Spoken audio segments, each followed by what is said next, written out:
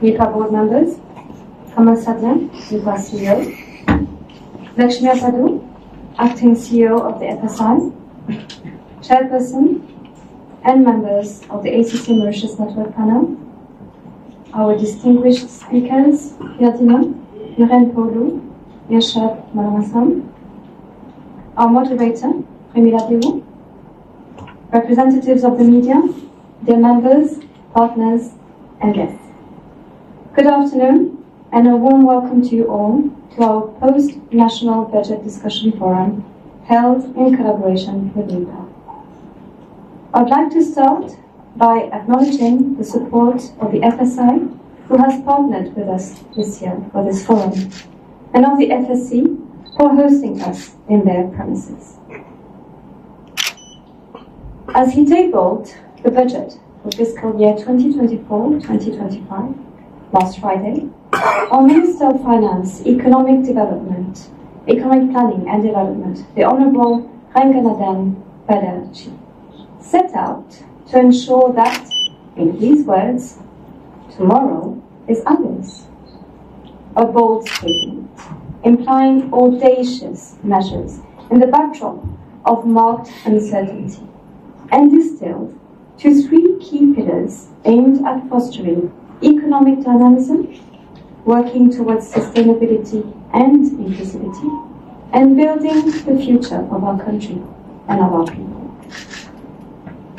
In fact, while our country has withstood major shockwaves in the last few years, the Minister once again laid emphasis on government strategy to invest in the Mauritian population, creating more opportunities and reducing inequalities so nobody is left behind, enabling social progress and supporting our youth. We're honoured to welcome this afternoon three eminent speakers who will comment on various aspects of the national budget. Yadina, consultant and economist, will intervene on the social impact and budget figures. Yuren Polu, tax leader at PwC Mauritius, will carry out an analysis of tax implications and of the impact of measures announced on the offshore sector and ease of doing business, especially in the global operating context. Irshad Malamasan, Managing Director of Realign Consulting Services Limited, will cover aspects related to enterprises, the SME sector, new industries, and digital. ACCA and MIPA sincerely thank our three speakers for kindly accepting to share their views with us today. The three presentations will be followed by Q&As, and we shall invite you to a networking cocktail after the MIPA CEO, Kamal Sadyan, delivers his closing remarks. I'd also like to extend my deepest appreciation to Premila Dewu for moderating today's forum. Premila is IQEQ's Chief Financial Officer for Africa, India, and the Middle East. After an extensive career at one of the leading audit firms in Mauritius, she joined IQEQ in 2005 and counts more than 30 years of experience in the financial services industry. Premila also sits on the board of directors of IQEQ in Mauritius and overseas. Besides her CFO role, Premila has been involved in the transformational projects, including the acquisition of SIM Global Business by IQEQ and the opening of new offices in the United Arab Emirates and India. She has also led initiatives to digitize and automate processes to improve efficiency and reporting within the business. Premila is the chairperson of IQEQ CSR Committee and has a keen interest in environmental concerns and societal issues. She's an FCCA and a member of the Business Continuity Institute and the Mauritius Institute of Directors. Without further ado, I once again thank MIPA, the FSI and the FSC for their partnership and wish you all an insightful forum. I now kindly invite Premila to take over. Thank you.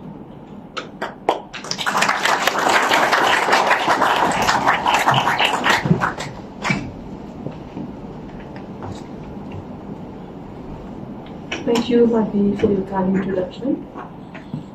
Good afternoon. The measures announced last Friday, and our speakers will provide an analysis and shed some light on the potential impact of those measures, both on a social perspective and on an economic perspective. This budget has the bold ambition of leading Mauritius to a 1 trillion rupee economy by 2030. But we need to keep in mind the value of the rupee against other currencies when assessing such a target. The strategy defined by this budget, as Madhvi has pointed out, articulates around 3 pillars, which our speakers will cover in turn, which is working towards a sustainable and inclusive Mauritius, fostering economic dynamism, and building our future. I now have the pleasure of introducing our first speaker, Mr. Pierre Dinant. Our annual budget brief would not be the same without Pierre's presence, and I'm sure many members of this audience would have had the privilege of collaborating with him in some form or the other during his illustrious career. Pierre is a fellow of the ACCA and holds a BSc in economics. He was a senior partner at de Chazal for 20 years until he retired in 2004. He was also a director of MIPA Post-Budget, a global business management services company. Pierre presently acts as a company director for a number of public companies in the manufacturing and financial services sectors. He was the founder chairman of the MIPA and has served for several years as the independent member of the Monetary Policy Committee set up under the Bank of Mauritius Act. Pierre has published 3 books on the economy of Mauritius and is a regular contributor to the local press on economic and financial issues. His presentation today will cover an analysis of the budget figures and the potential social impact of some of the measures announced. Pierre, the floor is yours. Thank you very much.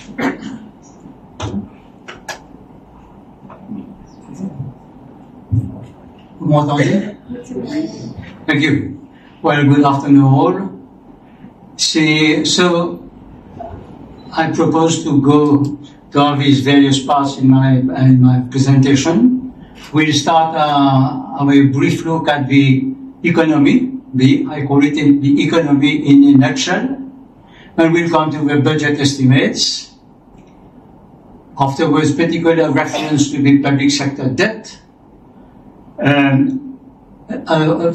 Fourth step, a comparative analysis of votes, of the various ministry votes. And finally, before concluding, I'll briefly look at mention the comments which we had last week or the week before by the IMF. So, the economy of Mauritius in a nutshell. The gross domestic product is presently equal to nearly just over 700 billion. And it is provided that in the year which you are looking at now, 24-25, we will reach nearly 800, and by 26-27, as has just been said, we shall be at the level of trillions. But these are rupees, and as you know, these rupees from year to year are not the same. We have to bear this in mind. The investment rate is equal to about 24%. Now, the current account is for exports for the year in which we are, exports of goods and services, 49.8 billion, percentage. I am talking of percentage. Exports 49.8, imports 53.2. And this is indeed a characteristic of our economy. Exports always lower than imports. Quite important for the economy and to see how we are dependent on foreign support. Our international reserves I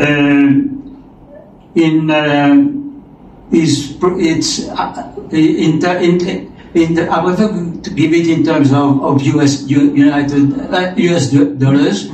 23-24 at the end of 23-24, 7,390 billion, and it is projected that at the end of the year we are going to go in, it will be 7,690 billion, and reaching 2 3 years from now, 8,290 billion.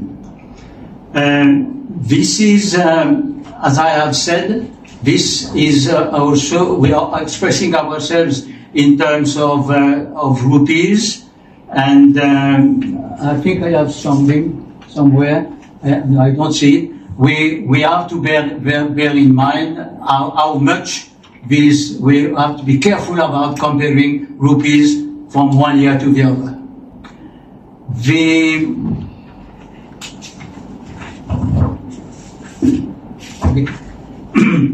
The public sector debt at the end of June will be equal to 460 billion rupees. And at the end of the year we are going to go in, June 25, it will be 502.8 billion rupees. The public enterprises also will have a debt, 63.9 at the end of June 24 and 64.5 at the end of June 25. Now, this debt is, for when you compare it domestic to external, domestic with 409 at the end of June, expected to be 409, and external 115. Total, and at the end of the following year, it will be about the same figures. As a percentage of GDP, the public sector debt is expected to be at the end of this June, 68.9%, and at the end of June 25, 67%.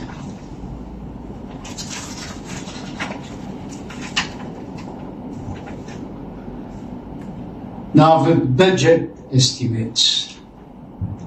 The total recurrent revenue 23-24 is expected at 173.4. This is made up of taxes at the level of 153.5, made up of 50.8 on income and profits, 78.4 on goods and services, and 1.9 on international trade services. Social contributions will be 12.2 billion, and there will be a few grants. Total revenue expected to be 173.4 billion. 174.8 billion. And for 24-25, this 173 will read 210.5 billion. Now, this I give you the breakdown of goods and services. Goods and the taxes which are leveled on these goods and services. The most important one is VAT. In this year, which is ending in June, VAT 56.1, excise 22.8. The others are no need to say. And next year, VAT will be 65.6 and excise 23.9. I draw your attention to the fact that all these are indirect taxes. Indirect taxes, in actual fact, in our system here, direct taxes are much lower than indirect taxes. Overall, approximately 1/3 direct taxes, 2/3 indirect taxes. I leave you to conclude whether this is fair or not. So, what shall I tell you now? We look at the expenditure side of things now. We look at the expenditure side of things. We have figures in the budget documents, figures running from revised 23-24, and we are 24-25, 25, 26, 26, 27. And by the way, this is in our local rupees, our present rupees. Given the past, we know that these rupees will have gone down and there will be more higher figures. Anyway, as at present, it is provided that I will give you a few percentages of how expenditures are going to rise to rise from 23-24 to 26-27. Education, it will be a plus 10%. Land transport will be a 50%. I leave you to calculate, imagine what for land transport, you know there is the metro behind all that. 50%. Social security is expected to go up by energy first, to go up by 93.8%. Well, there will be a lot of work, obviously. That's good for us, I suppose. Social security, 38.6%. Blue economy, 33%. But the overall total of expenditures will, from 23-24 to 26-27, is expected to go up by just over 1/3, 34.3%. To be noted, an interesting percentage, public service pensions will be going up from 12.1%, will be going up by 15.7%. So this is briefly what I wanted to say about the budget estimates. I don't know if I have public sector debt figures in front of me, but yes, public sector debt figures.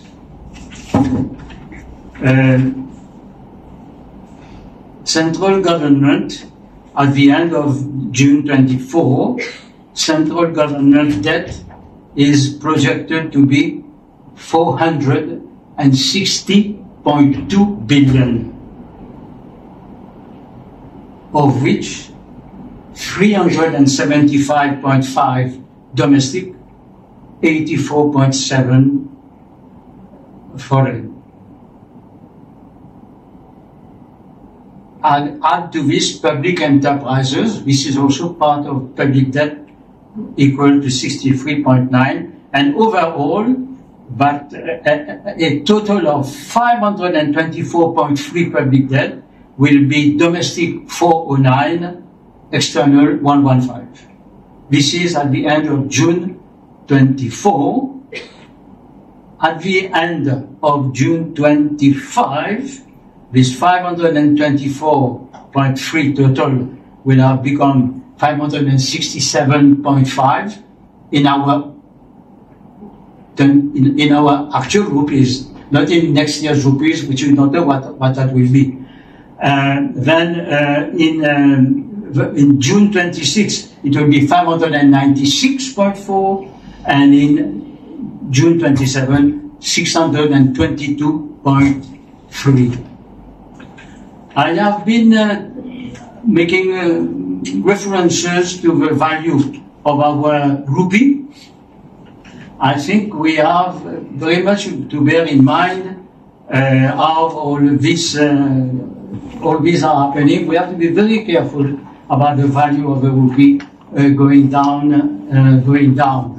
And I had made a short study of this recently, and just for your information, the rupee has been going down every year, and the few percentages which I got gathered from a document published elsewhere.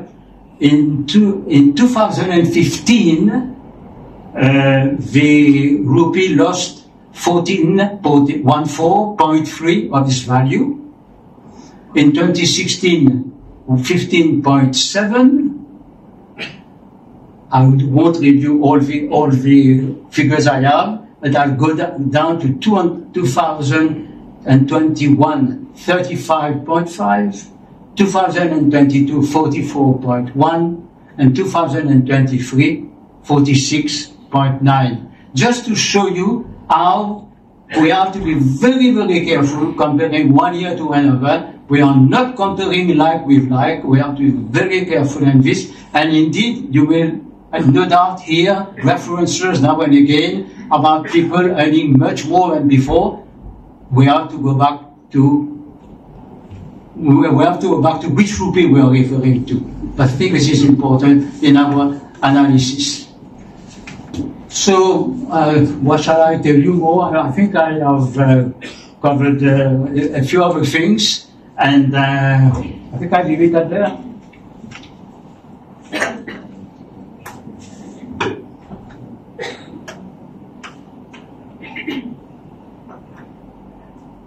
Thank you, Pierre, for unwrapping the various budget figures for us. It is true, as you mentioned, that the depreciation of the rupee does give a different perspective on the numbers.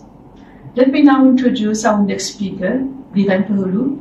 During his presentation, Dhiren will review the changes in international tax and provide an assessment of the impact of the measures announced on the global business. Dhiren is a fellow of the ACCA and holds an MBA.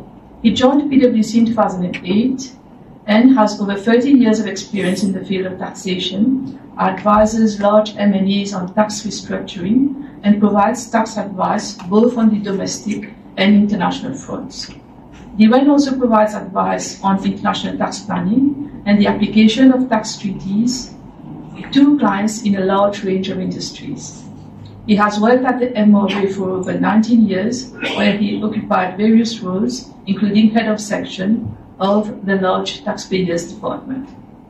Dhiren is a recognized tax expert with landmark wins at the level of the ARC, the Supreme Court, and the Privy Council. He also influences tax policy changes through his active involvement in technical committees. He writes articles for business magazines and is a frequent speaker in tax forums. I now leave the floor to you, Dhiren. Yeah, thank you, Premila. I never realized that was so long in terms of the bio. So, good evening, everybody. And as Premila mentioned, I'm going to cover the tax aspect of the budget and perhaps cover the measure that have actually been proposed in the budget, and very briefly cover the impact on the global business, very specifically. And of course, you're going to have through your question, and of course, the question from the audience. So, very quickly, we are going to cover. There is not much in terms of tax measures, bits and pieces here and there. But I think I'm going to very briefly cover the fundamentals that would be relevant for this discussion. So perhaps the first one would be the introduction, I would say, of the corporate climate responsibility. We are going to call it CCR levy. And I believe you have heard that there will be a 2% levy on companies who the turnover which exceed 50 million rupees. And I'm going to very briefly elaborate on that. The big question, and And as I mentioned in my commentaries, it's virtually a tax, just like the bank levy you have for banks, and telephony services, you have a telephony levy. So it's very similar from my perspective. And the big question is whether these 2% will equally be applied to the global business. And to address that, Primula, as we know, the global business is going through very difficult phases. With the BEPS, we navigated the BEPS quite well. Now we have the global minimum tax, the effect thereof. And recently, we signed the protocol in terms of an amendment to the Indian Mauritius tax treaty. And those of you who are from the global business know that this is something that is quite serious, especially the global business being very India-centric. It is true that we are diversifying towards Africa, but India remains one of the major markets. And if the 2% is applicable on the global business, that would be quite damning. So I don't know how it is going to, discussion and debates are going to evolve, but we should be aware that another 2% on the already fragile global business would be quite impactful for the industry. And of course, I believe we're going to take questions from that perspective, Premier. Now, coming to the general measures, the captive insurance, there is a tax exemption of 8 years, a tax holiday, and it has been specified that the exemption starts when the activities of the company starts, right? And I'm going to jump very quickly on exemption and relief, and fundamentally, again, for the global business, the government is planning to exempt gains from sale of virtual assets and virtual tokens.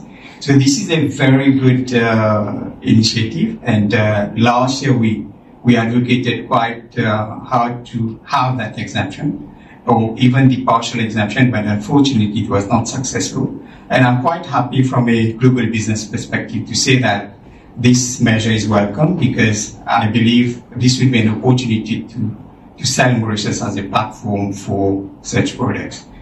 So this is something quite interesting. And another minor perhaps initiative is the interest income derived from bonds that would be used to by the public sector, issued by the public sector for infrastructure project.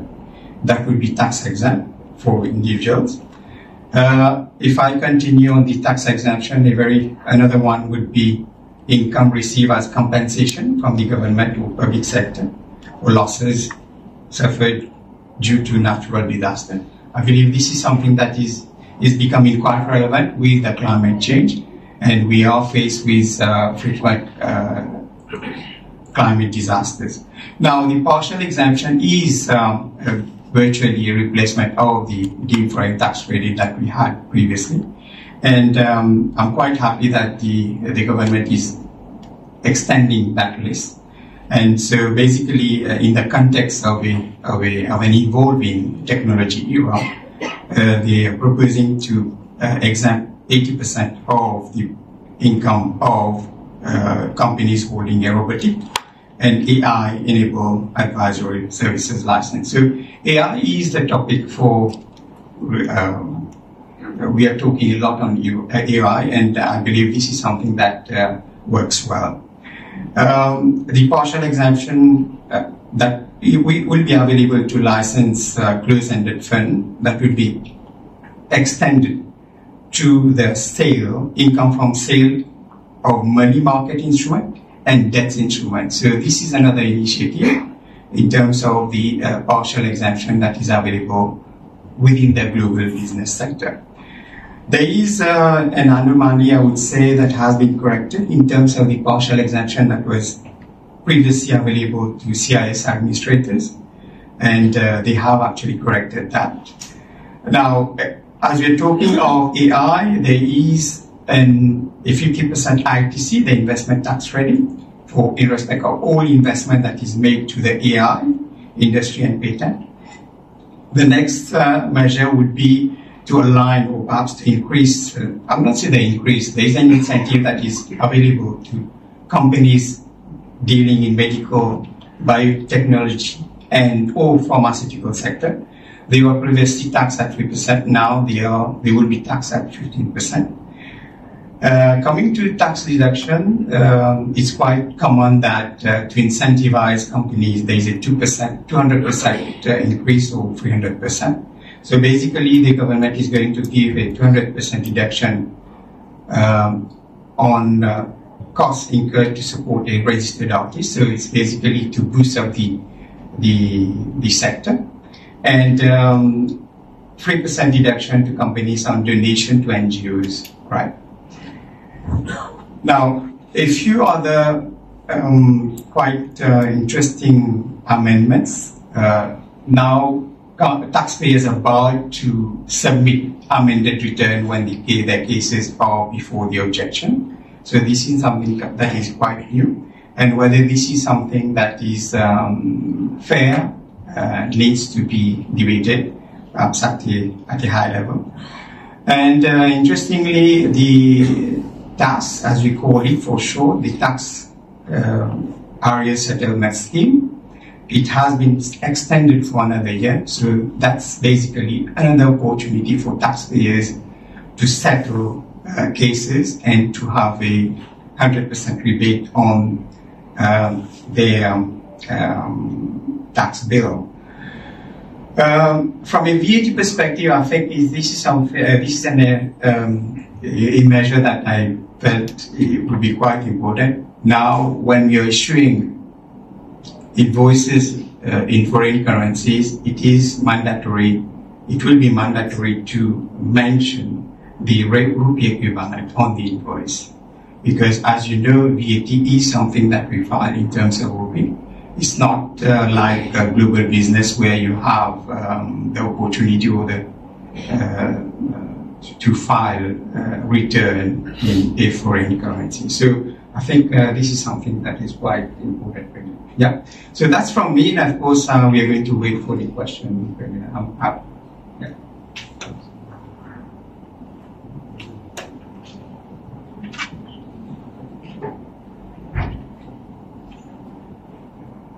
Yeah, I have an announcement to make. The car registration SP230 has left the window open. Anyone? I don't know who's going to ask you just to the needful, please. SP230. Thank you, Divan, for having running us through the tax measures impacting the global business companies and other corporates. I think the question remains on the application of the CCR levy as we refer to it to global business companies. I'm quite sure you'll have a question from the audience in the Q&A session, but if you don't, I'll make sure I'll ask you the question that's on everyone's mind. Our first speaker today is Irshad Manamassam, who will run us through the impact of measures on enterprises, new industries, and new technologies. Irshad is also a fellow of the ACCA and currently the managing director of Realign Consulting Services Limited, which is a company specialized in data analytics and business intelligence. Irshad is a keen observer of the technology landscape and how the fast-paced evolution of technology can impact companies in their endeavor to gain competitive advantage, and how Mauritius has a role to play in the technology field in the region and Africa at large. Prior to setting up Realign Consulting, Irshad has been the partner in charge of advisory and risk management at Nexia Baker & Aronson. I'll now leave the floor to you, Irshad. Thank you, Karina. I think when we look at the budget, we can see that there could be much more that I believe could have been done, precisely because AI, but not just. I think AI is taking central stage and everybody is talking about it. But I think technology in the larger sense, offers a lot of opportunity to any country, and including Mauritius. When we look at how Mauritius has been able to develop its economy over the many years, the International Finance Center, and other services, we feel that technology could be a very important and significant pillar of the economy going forward, provided that we put in place the right strategy and the ambition and probably the means, right? I think this is what I see a bit lacking in this budget, that it's not very clear what's the strategy, what's our ambition, and what are the means that we're going to put into that sector. I'm not saying that there isn't a lot of different things, right? But because it's such an important aspect of future potential growth of our economy, I think and this is what I see a bit lacking. And in fact, I think the minister recognized this himself, because in his budget, he's saying that a 5-year blueprint for the digital industry will be devised.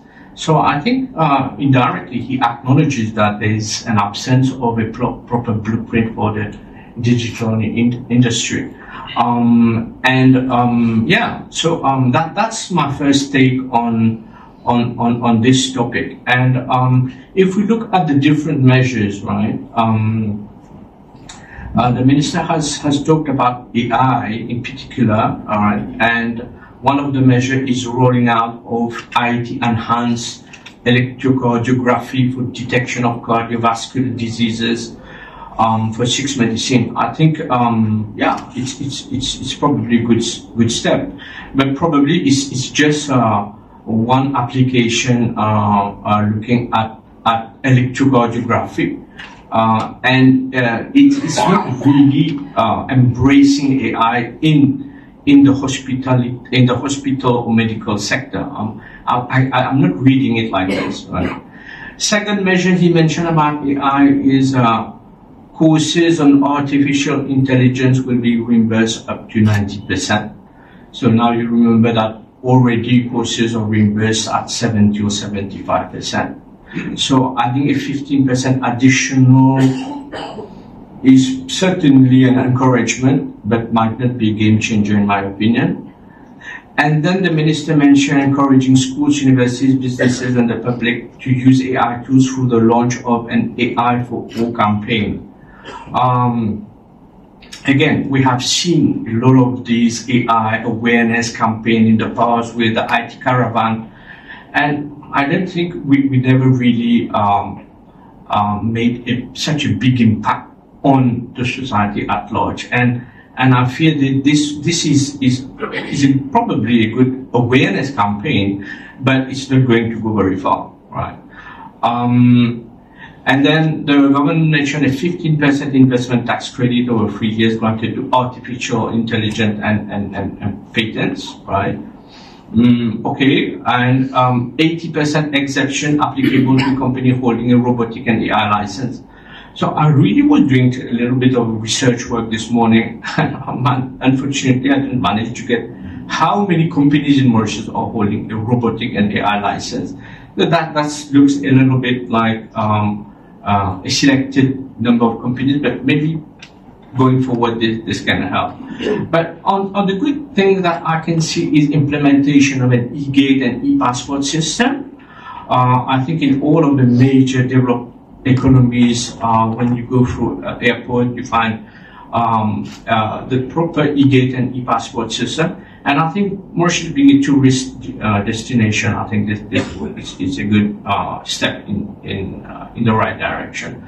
And then the minister mentioned the deployment of an e-health system to all public health institutions, allowing digital health records to be online. I think that's a great move. Maybe my remark is that this is highly overdue. This is something that every country aspiring to become a first world country should have been invested. But better late than never. It's been mentioned, so I think highly appreciated, and let's see how this unfolds. I think the centralized eKYC system would be expanded to encompass global business sector. I think it's a very positive note. It will streamline the whole process, and talking to people in the financial services sector, they tell me that compliance is such a burden on companies, and it has such a high cost. So if we are able to have a centralized KYC, that could maybe streamline and make it better and reduce the overall cost. So look, we're not going to go into each and every detail, but I think that I wanted to really maybe touch on a few points that seemed interesting or material to me. But just to end on that first part, I think that I would have certainly expected a bold, aggressive, ambitious, set of measures that could attract all the foreign companies, putting the startup companies in Mauritius, putting the IT companies in Mauritius. I think there's a lot of high caliber professionals that would love to put the IT company in Mauritius, because, as you know, with COVID, what it taught us is that you can work from a distance. You don't need to be in Europe to be able to produce IT software or IT related, and they could very well set up their business in Mauritius and export their services. But for this to happen, there needs to have a lot of different parts coming together, and we're not seeing this. So I think good measures, but my take is that it lacks a bit of ambition, and we could have gone much further. Thank you, Pamela.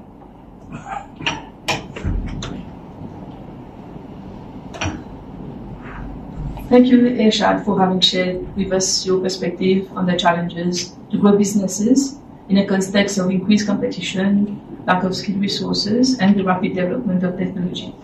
I think we've heard your skepticism about the effectiveness of the measures announced, but time will tell. I think we're running a bit ahead of schedule, so if you don't mind, I have a question for each of our speakers today. First of all, Pierre, if you allow me to ask you, you've talked in your numbers about the budget deficit. The harsh reality, as we've mentioned during the different interventions here, is that we have a decline in our labor force due to immigration, low birth rate, and we are moving in, if not already, to an aging population. According to a recent report by PwC, we expect over the next 10 years to have 170,000 more inhabitants who will reach retirement age. This will cause, obviously, an exponential increase in the annual pension costs. Do you think that the year-on-year increase of pension is sustainable for our economy? You all know the answer. And this has been repeated of times. Huh? This is our big difficulty.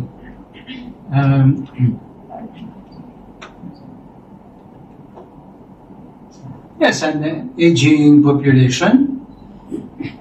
In actual fact, we are very late. The birth rate started going down, as far as I remember, around about 1995. So that's many, many years ago. Now we are realizing what it is, and over and above, the youth are traveling and are going elsewhere. So we are left with an aging population, and that's it. What can we do? There are, of course, we are now providing for some incentives, particularly for ladies to have longer holidays. But at the same time, and quite rightly, he has also said, not enough ladies on the market. But so that's up for ladies to know how to manage. So where we are, it is it's a serious matter. I don't have any answer.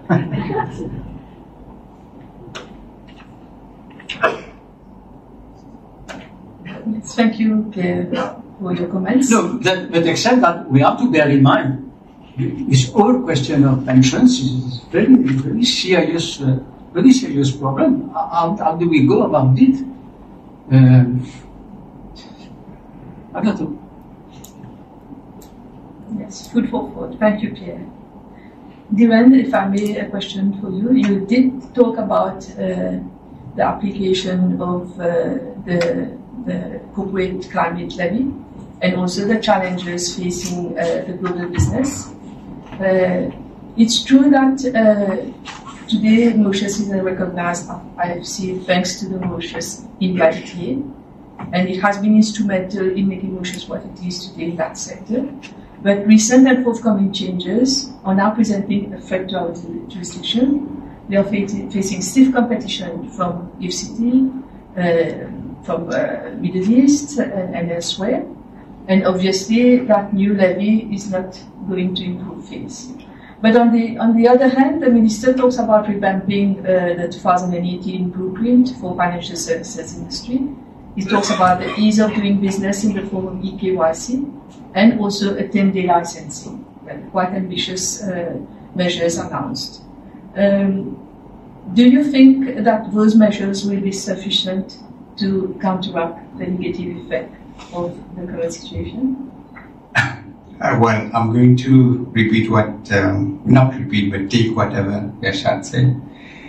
If today we have a business center which is I think 1992, so 8 years, 32 years, and now we are still. Well, it is true that we always welcome that we need to improve, and with everything that has been said in terms of Mauritius as being a very good jurisdiction and IFC, coming with a blueprint is an acknowledgement that we have a serious problem, to be very honest. And we have evolved, and I was part of the PEPS initiative. I see Maurice, who is in the room. He has actually driven the initiative from a regulatory perspective. It has been a tough journey, and we managed to come with a solution or perhaps strategies to really not revamp, but at least make the business survive. But unfortunately, I believe perhaps Maurice can mention that as well. The OECD not being satisfied, it came with a global minimum tax, which is hitting us big time. Well, as I mentioned in my comments, we have yet to feel the effect of the global minimum tax. It is true that Mauritius has yet to enact the QDMTT, right? And what would be the effect, whether we should enact that, whether we should go forward with that QDMTT. That's another debate. So to answer your question, Premila, and I'm going to join Pierre to say that I don't have the answer, but I think if we don't react quickly, it will be very difficult for Mauritius. And you also mentioned the GIFT-City. And I know that the GIFT-City is a bit struggling in terms of getting its mark. But once they are full swing, I think we need to forget about investment in India through Mauritius, unless we can capitalize on any shortcoming in the GIFT-City. So the future from my perspective is quite challenging, and unless we revamp our system to be, I will not say Singapore, but at least the model should not be just a pass-through. The model should be, as I said, a substance-based jurisdiction. Otherwise, it will be very difficult to sustain. And whether we are late already, I'm afraid we might be. And unless Africa opens, but Africa is a difficult ground. It is not easy to venture in Africa. The connectivity, all these issues that we have around connectivity and Africa being a difficult jurisdiction would not help us. But having said that, I think though I'm from tax will no longer play a big thing because we're supposed to be 15% everywhere. So the game changer should be the KYC, the ease of doing business, be a jurisdiction of substance. Otherwise, it will be very difficult. From my perspective, this is my opinion. Yeah. May I just take up this point of Africa? Yeah. It's unfortunate, but I don't think there is any mention in the budget about Africa. But Africa is just next door, and we have acquired a lot of knowledge, a lot of experience dealing with India in the past for financial services, and we have been the channel. Why are we not now really an effective channel for money is capital? I know there is some work going on, but the budget doesn't speak at all about this matter. And it's extremely important. We forget that we are part of Africa, just like the UK forgot that they were part of Europe, and the UK economy is now suffering. So let us not here do the same sort of error. And perhaps just to continue on that a bit, as Pierre mentioned, I know that there is a paragraph in terms of the global business where the Africa and India is mentioned. So I'm just wondering what will be the initiative when we're saying that we are going to talk to India to see how to invest. So I'm just wondering, of course, we should be expecting more details from that perspective.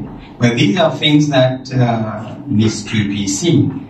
And I think the other thing is that especially when we announce, we need to action, otherwise it will be very difficult. And as I mentioned, just to repeat myself, whether we are too late, that's a big question in terms of whatever we're supposed to do to make the global business. Yeah. Thank you, Diwan, for your insightful comments. Yashad, if I may. So, Yashad, we can't talk about new industries without mentioning the likes of fintech and virtual assets. There was the introduction in 2022 of the Virtual Asset and Initial Token Offering Services Act. There has been a lot of lobbying for tax exemptions. It is only being given in 2024. It has been mentioned in the budget that gains on sale of virtual assets and tokens will be exempt. Diwan mentioned earlier about Singapore, how far ahead they are. I think they've already taken the huge leap, being one of the largest markets of crypto and virtual assets in the world. It seems quite improbable that we'll be able to play catch up with the likes of Singapore, but to the earlier comments about Africa and the region, is there something that we could still do? Sorry, the question again? The last part? No, I was saying that Singapore seems to be very far ahead. Yes. And it would be quite impossible to try to play catch up with them. But should we then be looking at the region in Africa as our next step? I think the question has two parts, whether we can catch up with Singapore. I think I'm a bit pessimistic about this. I think Singapore has a different way of managing the whole economy and the thought process and the people they use. I think they have a different philosophy altogether. It's very difficult to copy and match. I think Singapore is competing with the bigger boys, right? They're competing with first world countries. I think they're in a different league altogether. So, and probably we don't, in a certain sense, we might not even need to think about Singapore. I think there are many different other opportunities that exist, and I think Singapore had built on Southeast Asia in the beginning for the first 50 years. Wow. And as they gathered speed and competences and they could really compete with the rest of the world, they have expanded. And I think Singapore is not trying to do everything at the same time. They have really identified what is the strengths. They have really identified what they want to do. And I think they have really identified what are the high-value services that they want to service, because they know that their salaries are very high. I think they know that cost of living is very high. So they have positioned themselves in a different type of market, and all the actions and policies are geared towards that vision. I think Mauritius, we need to have also a holistic approach. Right? We are in the middle income economy. We are near to Africa. The level of education of our people is a certain level. So based on this, I think we need to be able to strategize and think about how what we can do. And I joined here in saying that Africa is next door. And we have developed a lot of experience and competence around Africa. So I think this is the time to build on this, right? And you remember when the IFC of Mauritius was looking only at India? It was 15 years, 10 years, yeah, even 15 years. 10. And then for different political reasons and everything, we had to, stop looking at India as the main conduit of investment. And many companies have successfully diversified, re-engineered the business to look at Africa instead of India, and they're doing extremely well. And I think this is what needs to happen. We need to have a competitive advantage based on our set of characteristics that we have in Mauritius. And I think there's a lot that can be done, provided that, as I mentioned, we have a strategy, we have a plan, we have the means, we have the ambition. I'm not a believer of small piecemeal measures. I'm a big believer I believe this country has a lot of bright people. I think this country has a lot of bright people who want to do something, right? I think we have the knowledge and the capital. And if we put all our resources together and brains together, we can achieve miracles. So that would be my view on the whole perspective.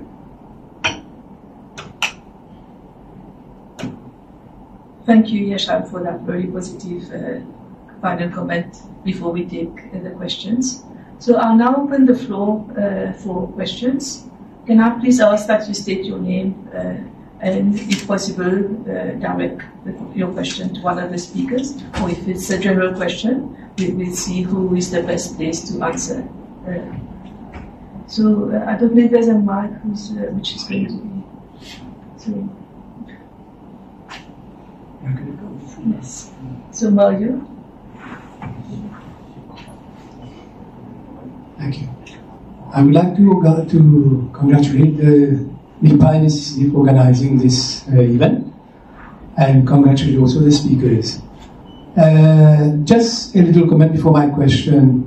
I join Pierre and Irshad saying that we are part of Africa, and I think we need to work with Africa for the financial services sector. And we talk a lot about gateway. Me personally, I think that we are African, we form part of Africa. We should be partner with African, and this is the way that we should. My question now is going to Pierre. There's been a lot of things said about the IMF report, and some people have said that the IMF report has congratulated Mauritius or thing that has been done, and others have said no, it's a hard criticism on Mauritius. So I want to hear Pierre about what he think about the IMF report on Mauritius. The IMF report came at a very opportune time. I think it was about a week or 2 weeks before. Well, since you have put me on that trail, allow me to read certain points which I had made in a newspaper, because I don't remember all we said. I have it in front of me. They have recommended fiscal prudence, reform of the system of pensions for old age people, reform of the governance of public finances, and then, I'm not having English word, le ciblage, targeting only those who need, and there are people who do need support, ciblage. Also, that the Bank of Mauritius be independent, as we IMF say that.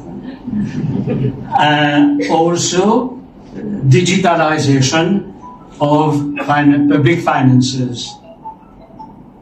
So these are the few points, and I think you would agree with me. I don't think we heard these points in the budget speech, which is a pity, because this has come from IMF. And may I allow me to go back 50 years ago, 1980, 1981, we suffered from 2 devaluations of our rupee. And when we come out of that, our rupee is only worth about 55 cents of the previous one. A new government comes in, IMF is there, we knock on their door, we need foreign exchange, they do give us foreign exchange, but they say, you also have to listen to what we say. You know the result. 5 years later or about, Mauritius, the economy had gone up, and you know the rest. At present, shall I say, fortunately, we have enough foreign exchange, I don't know for how long, so we can afford not to put into practice what IMF is recommending. But one does hope that our foreign exchange doesn't go down, hopefully, but also that we follow more closely what they are telling us we should do. It all can be summed up in one word: we need good governance. That's, I think, what we need. Thank you, Pierre. Next question. Good afternoon to you, Pierre, Didan. I've got a comment to make. Have you calculated the inflation rate, what the budget is based on, because of inflation, import inflation from the devaluation of the rupee?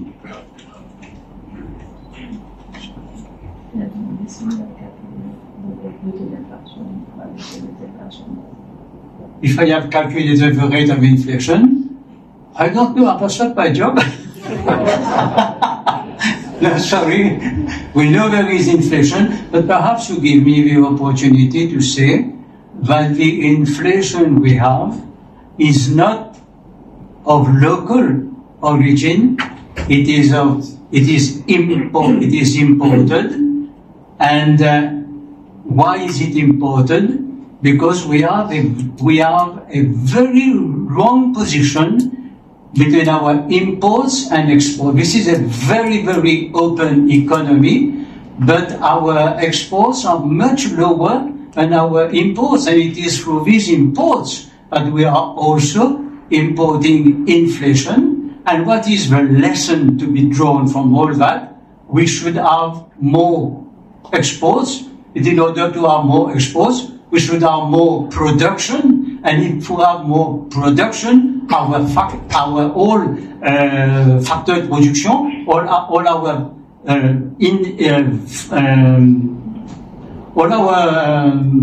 production.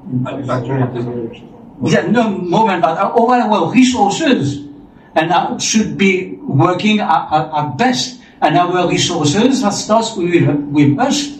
We have the human resources, and of course there are also the fish the sea resources and the land resources, I think the answer is all in there. And instead of just, unfortunately, some people are just saying, qui gouvernement capable de faire pour moi? Thank you. Thank you, Pierre. The next question.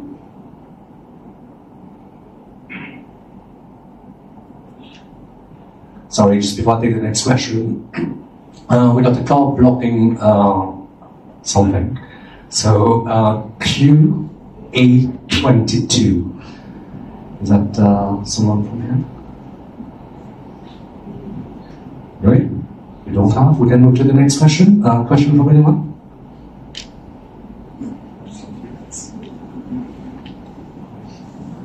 Thank you. My name is Dev Hamaswamy. So my question would go to Diana. Am I correct to make a blunt statement that the tax rate now is 19% in Mauritius?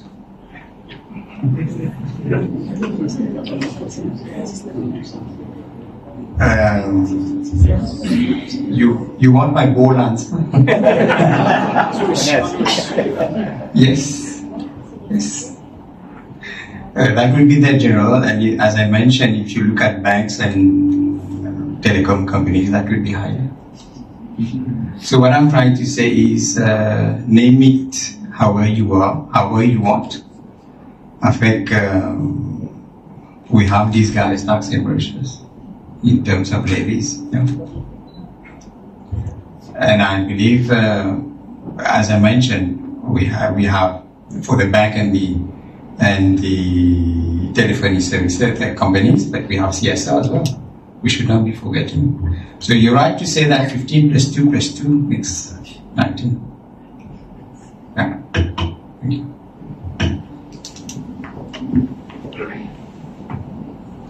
Thank you. My name is Samir Khatri, and first of all, thanks to ACCA and MIPA for organizing this session. Actually, since Friday, I've been going over what my colleague there asked, but more in terms of an export-oriented unit. I'm an export-oriented unit based out of Mauritius. I based myself here because I was to be taxed at 3% on exports. So now I'm going to pay 3% tax and 4% on levies. Am I reading the budget correctly? 2% CSR. Yeah, I think let's be clear. We are at the budget speech stage, right? And we don't have any precision. Of course, as this is what I said. If you ask my question in a bold manner, that's why I said it's 19. Yeah, because you added the numbers. But we need to wait for the Finance Act, right? And the Finance Act, or perhaps the Finance Bill first, and then enacted into the Finance Act, which is going to we are going to get more precision, which potentially companies could be not there if I may dare say. But I think I beg to ask you to let's wait for the Finance Bill and the Finance Act. But at this stage, as matters, then this is the bold reading that we have in terms of the budget speech. Yeah? Thank you. Any more questions?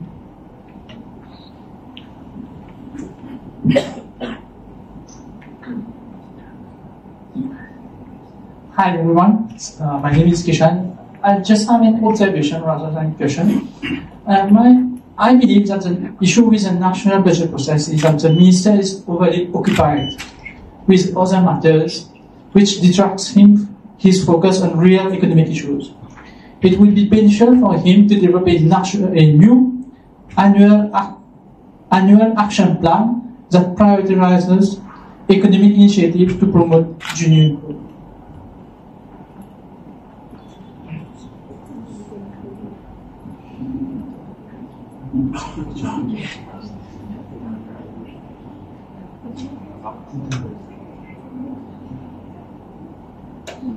Thank you for your comment.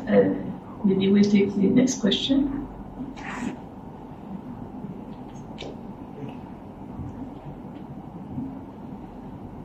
I introduce myself, ladies and gentlemen. Good evening. Good one. from the private sector. We've been hearing you're very skeptical all the panelists. It's a very bad news after the budget. Very gloomy, you can say. You can see the situation in our country. The youth are leaving the country. People are getting more money, which is valueless. So, year in, year out, we are complaining, we are going down. Don't you think that we are only watering the leaves instead of looking at the roots of the problem?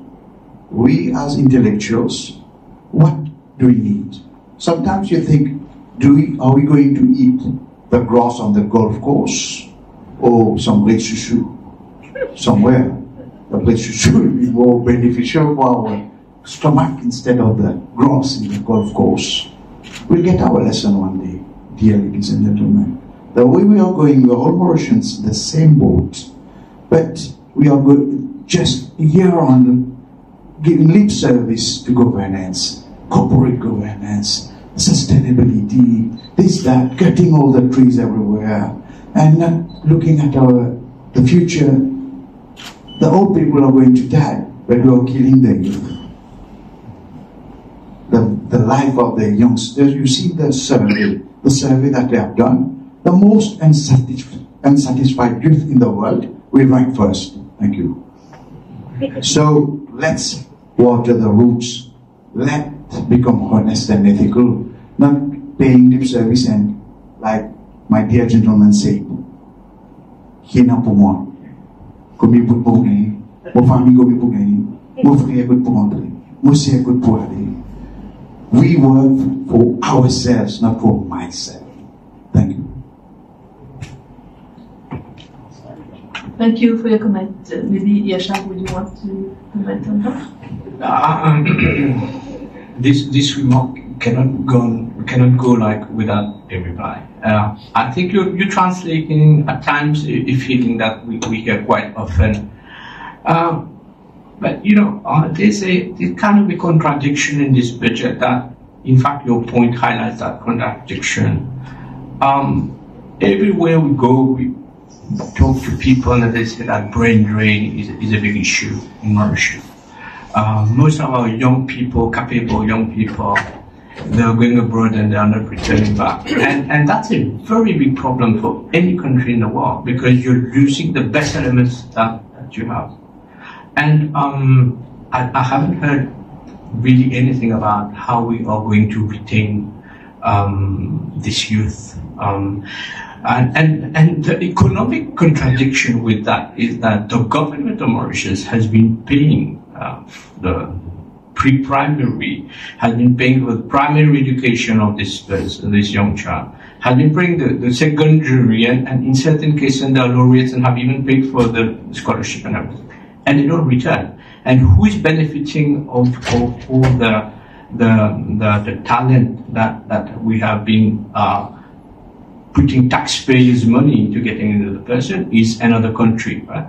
And instead of trying to retain all our youth, I'm seeing a lot of measures that encourage people to come from abroad, right? And there's even one that says that the basic monthly salary threshold for professionals is now reduced from 30,000 to 22,500. And how seriously are we going to attract professionals from abroad when you're trying to pay them like our basic minimum salary wage, right? It doesn't hold, right? So I think this feeling that you have expressed needs to be looked at seriously, because when the young people they have this kind of disincentive to stay, we would lose them, and obviously it will hit the economy somewhere down the line in the future. Yeah. Thank you, Yasha. Next question.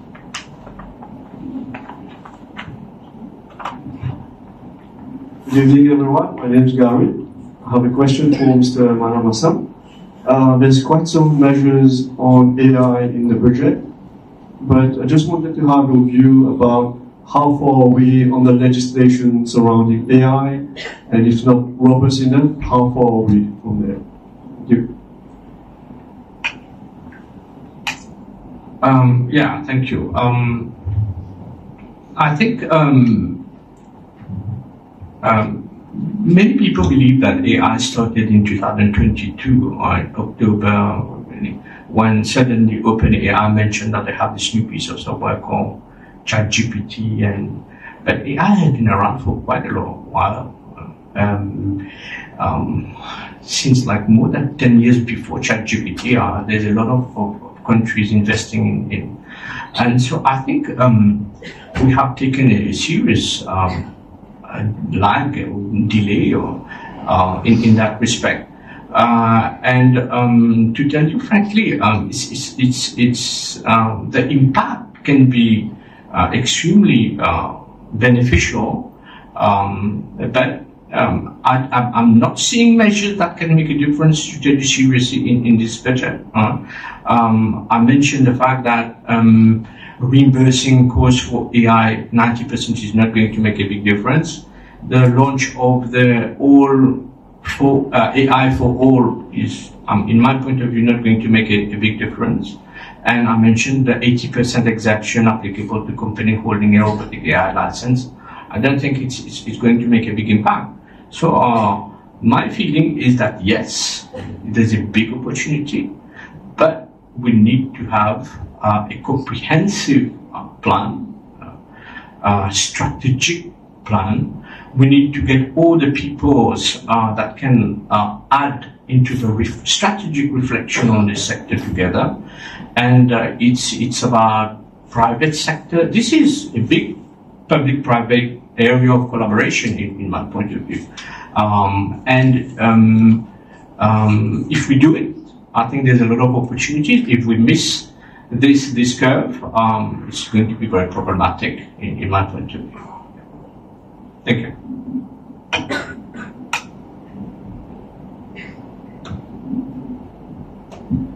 Hello everyone, I'm Vivek. I've got two questions actually. And firstly, given the fact that we're trying to move towards a 1 trillion economy and with no solid measures being taken, do you ever think that the rupee is going to appreciate with every dollar, or it's going to be permanent? First. And second, we are talking about a blueprint for the fintech. Are there going to be any tax incentives based on that? The first one maybe to Pierre and the second one to Julian.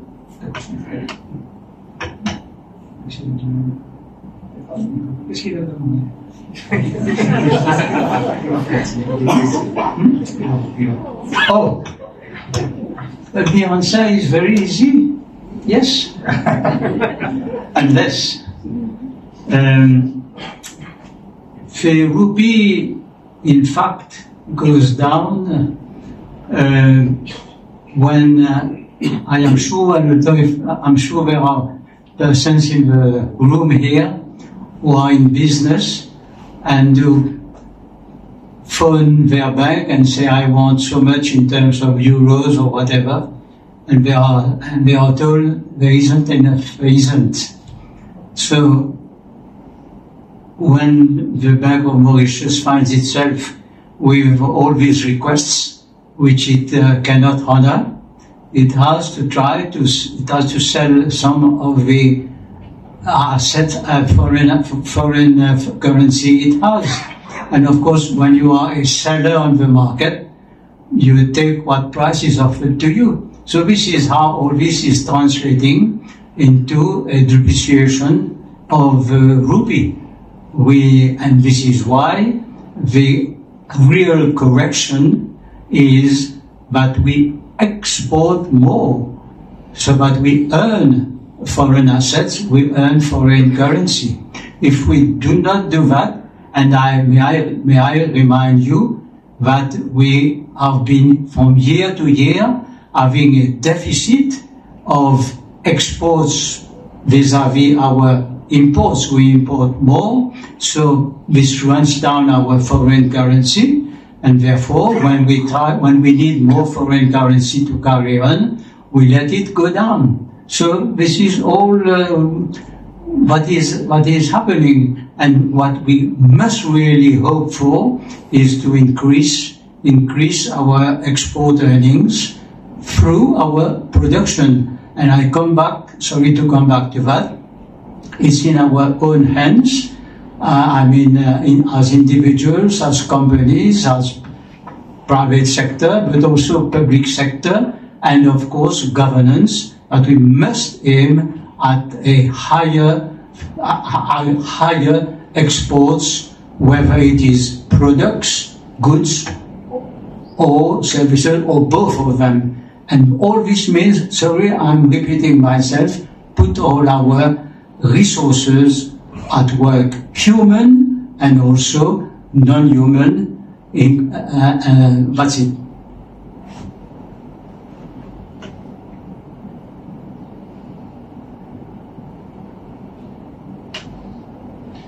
Yeah, I think there's a tax leg to that question. You mentioned, if I'm not mistaken, you mentioned the incentive that we have in terms of the AI industry. Well, perhaps I'm going to answer that differently. I think what I'm trying to explain, you can always, in fact, tax has always been used as a fiscal measure to incentivize Mauritius as a jurisdiction to do business or to use Mauritius. And if you look at the Income Tax Act, if I'm not mistaken, the second schedule, there's a whole list of tax exemption. And I believe well, I'm not the minister, I'm not the Minister of Finance, but I believe if there is a business case to put a tax exemption, I doubt the government is not going to take that initiative. What I'm trying to say is, it's all about firstly creating that ecosystem to do that business. So if AI is the big thing, if the buzz, then we need to create that ecosystem, whether we assess whether we have that industry, whether Mauritius can be that platform, and then, of course, I don't think the government is going to shy away to provide any tax incentive. And so this is it. And perhaps just to answer your question, there's a whole list of, if I'm not mistaken, I would hold that there is a tax exemption for e-commerce platform, peer-to-peer. We have all these incentives. Whether these are being used, that's another question. I'm not really qualified, I don't have the data. And this is what I said as well. We have, in terms of the global business, we have exemption for investment advisors in all these whole host of incentive. Whether we have those people or those companies there, this is the big question. Yeah. Would like to have time for another question? Yes, I think there was a question for Amo. Thank you. Thank you very much. My question will be addressed to Irshad. Okay. As you are already aware, SMEs have been severely impacted by the introduction of minimum salary. Okay. Some of the SME have, of course, managed to pass on the increase to their clients. But my question is, are there any measures in the current budget which will alleviate the burden for SMEs?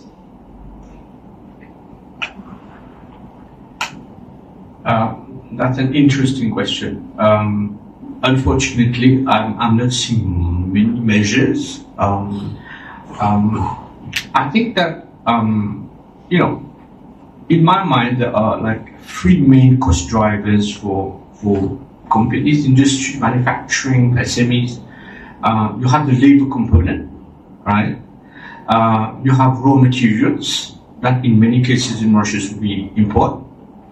And you have your fuel bill, you have your energy bill. This is what helps you to run your factories. On the wages and salaries, we can see this going up again. You agree with me? Yes. Right, so and it is expected that the end of your bonus will be 13th and even a 14th one bonus. Yeah. Dieu nous en garde. Dieu nous protège. We must be prepared to that. You must be prepared to also survive this. Okay. But you agree with me that salaries are not going to go down, or not even stabilizing. Okay. Pierre mentioned many times that look at the foreign exchange dollar rupee or dollar euro, and there's no sign that this is like again stabilizing, or there's no measures to stabilize, or it hasn't been mentioned clearly that the policy of the government is to stabilize the rupee or our rupee forward or whatever, but give you some hope. So raw materials prices, in my perspective, in my opinion, might keep on growing, okay, in rupee terms. And the last big is energy, right? We have seen something on butane, gas, LPG, but nothing on fuel really, and nothing has been mentioned. So if you combine rising salary, rising raw material, and rising fuel costs, it's very difficult to get a decrease in price, right? Almost impossible. So again, SMEs will need to pass the price to the consumer, right? So basically what I'm trying to say is that when a kind of inflation spiral, one feeding the other.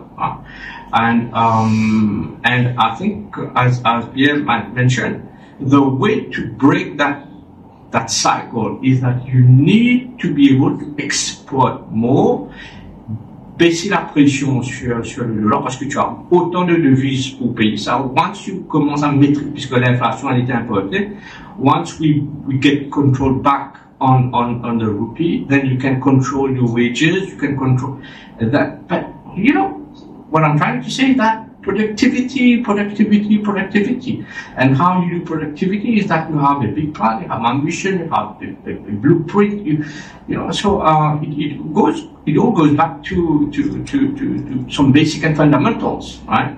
And Pierre is a renowned and respected economist. He would tell you that in economics the fundamentals are like that's holding the whole thing. You don't need to. It's not rocket science, right? Go back to basics and you got a lot of your answers. Thank you very much. Anything you would want to add, Pierre, on that? The word has been pronounced, productivity. And I had alluded to that earlier. I had said all our resources, human and also non-human, are to be put to work. Human, that depends on us and on our governors.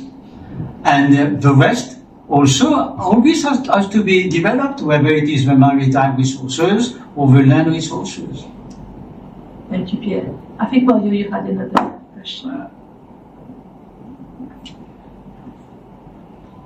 It's not a question, but a remark from what has been said. I think the three speakers talk about we need to be productive, resources, and just rebouncing on the question which was put by one of our on this exemption. Mauritius government has got the means, and we are sovereign as far as taxation is concerned. But we have to have the production in Mauritius, we have to have the people in Mauritius. That is taxation. When you look at the BEPS approach, it takes you that you have to tax where value is created, where activity takes place. So if the activity about AI and all that, even about investment advisors, if we have investment advisors in Mauritius, we can give exemption for new business to have them, but the activity must be done in Mauritius. So we have to encourage production. So I think the three speakers that have been speaking about the budget, I think we have to make people realize that Mauritius has a future, yes, but we have to be productive. Thank you so much for your comment, Paul. Any more questions? Yes.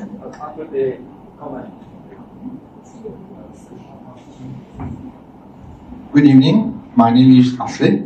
I have a question for Mr. Biren.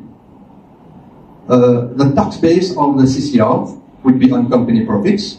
Do you think that this can have an adverse impact on certain companies subject to environment protection fee taxes this could lead to double taxation.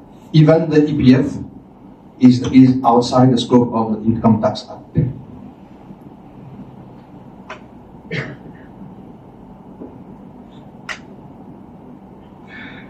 Well, that's a difficult question and perhaps easy as well.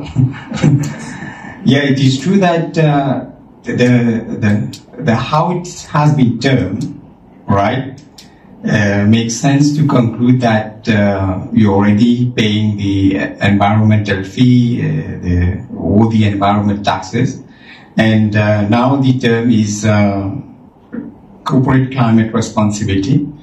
So I would say yes, if you think of double taxation, at least from a name perspective. But the idea is, I'm not an economist like Pierre. I don't have the cash in and out. But I think the government has seen it desirable and perhaps necessary that there is a fund that needs to be there. And that's why they have appealed to all the companies how far this will be implemented. But I think what is important is what used to be climate change or perhaps impact on climate perhaps 10 years back is nothing similar to what we have today. So the impact is much, much quicker and greater as well. So that could warrant the additional revenue. So whether you call it climate or whether you call it EPF or whatever it is, I think the need is, or perhaps the message is there is a need of fund. But what is important is, from my perspective, is how those funds are being canalized, whether the uses need. And I think if it is earmarked for climate, I think I just hope that the money is used judiciously. And just to take whatever Pierre said, it's all about corporate, it's all about governance with it. After that, this time, Chair, I want to add to Armand's comment on SMEs, is minimum wage. Don't you think that's going to create unemployment as well? Because SME won't be able to afford, and they will just let the people go on the market. So maybe there will be unemployment increase.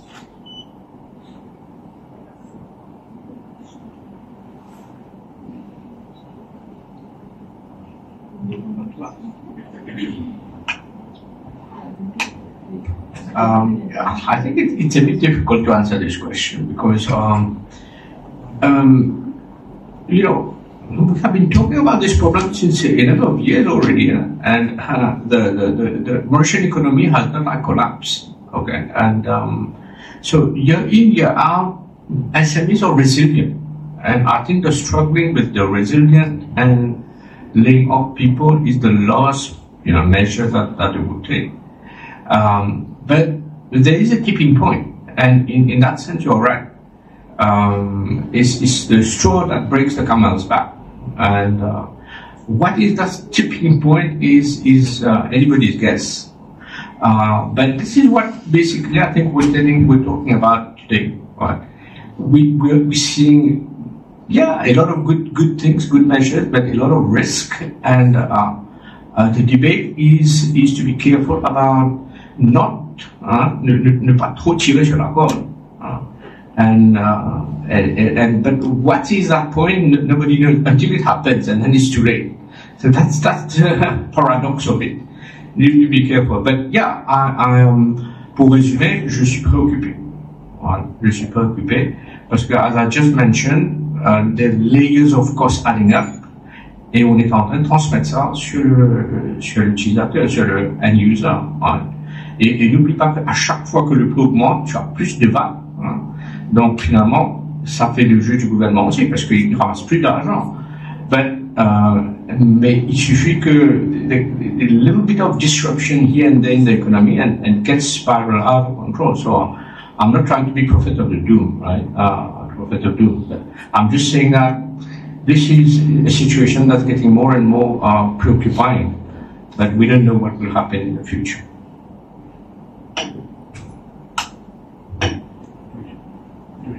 Thank you, Irshad. Are there more questions? So we can close this question and answers session. Thank you so much for the three speakers today for their insightful comments, and thank you for the audience for their participation, for the questions, very pertinent questions. So I'll now call upon Partager, Chairperson of MIPA, for concluding comments. Correction, I'm not the chairperson, I'm the CEO. CEO, excuse me. Thank you everybody for having come here today, of your precious time. I'd like to thank Brenda for having chaired this panel. I have a lot of thanks for Pierre for having taken the time to come here today with us. As usual, insights very sharp. Thank you also, Diran, for informing us about the changes in tax. Though I've got a few questions for you, I'll talk to them later. And Irshad, also, great thank you to you for having enlightened us with your views on this. As Madvi said earlier, I have also a lot of thanks to do. Thanks to her and to the team of ACCA Mauritius. Thanks to the board of MIPA for having supported this initiative. This is an important event in the life of accountants. Thanks also to all of you and to the teams of MIPA and ACCA, and a great thanks to FSI and FSC. FSI for having enabled this session, and FSC for having gracefully hosted us. I'll just run a recap of what I heard from these gentlemen, and also the lady, because she's been saying a few things that have been very interesting for me and enlightening. Pierre has told us about the state of the economy in terms of figures, but there are crucial points that he raised and that have never been addressed. We realize that this is an election year, so it's very unlikely that any government would take bold measures to target pensions or social benefits in such a year. But this is something that should be high on the agenda of the incoming government. And I think Pierre will join me in this, isn't it? Diran, you also said something very interesting about taxes. And I would just add that maybe VAT on services should also be considered to be zero rated for exports. Though it's not. I understand also there are other commitments that Mauritius have taken on this, but if Mauritius is sovereign, somewhere along the way we should start considering this. Because this, I think, is a way forward for Mauritius. Irshad, you talk about AI, robotics, extremely interesting. But then we need to engage ourselves and make sure that we are ready for this. I bet that most of us in this room are a bit afraid of AI, a bit afraid of robotics. It's normal. We're all afraid of something new. But this is coming, so we need to get ready for it. But there are also key elements that raised from the questions, and that's about Africa. And I'll tell you about one initiative that MIPA is doing for Africa. MIPA is a member of the Pan-African Federation of Accountants. But not only that, we are also a board member of PAFA. And PAFA's AGM will be held in Mauritius at the end of this month.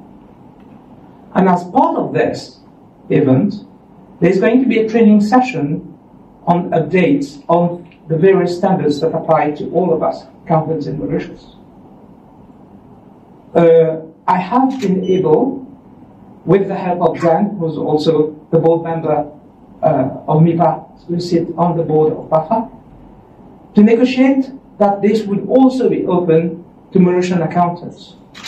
So Mauritian accountants would be able, firstly, to get updates from the standard setters themselves, but also to network with fellow accountants from all of Africa.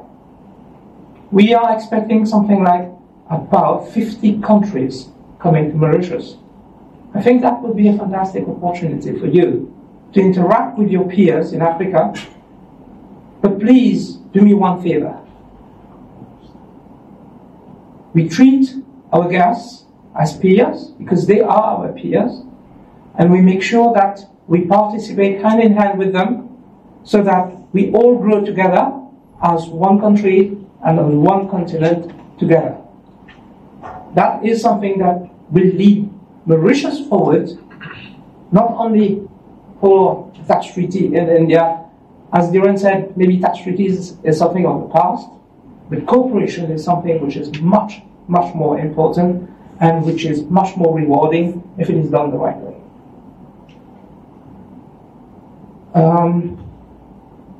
I would also say, from the figures that Pierre gave out, there's one thing that appeared very, very, very, very clear to me. Currently, Mauritius is living way above its means. All of your accountants in this room know that this is not sustainable for any company, any enterprise, or even any association. A not-for-profit needs funds in order to be able to survive.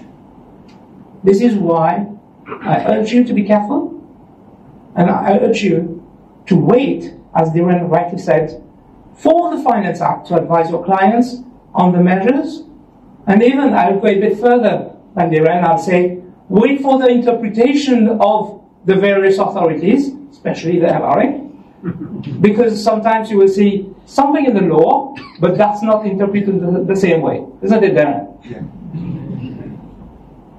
Even Mario will have to agree with that. So I would like to thank all of you for having come here today. And before concluding, I would like to say a very big thank you to our panelists. And for that, I would like them to do the honors for Premila. Thank you very much.